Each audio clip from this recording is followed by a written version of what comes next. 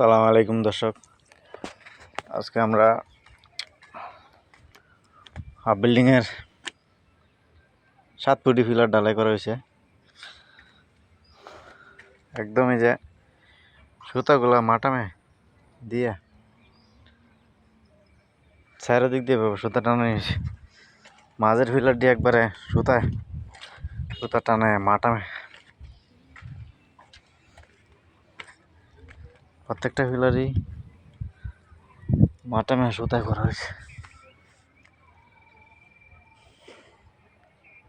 Half building হইলেও 7 বিল্ডিংয়ের মতনই পিলার টিলার একবারে সুতা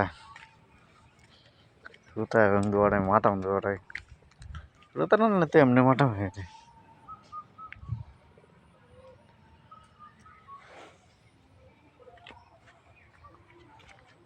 দর্শক, আমাদের রডের কাজ কিরকম হলো জানাবেন।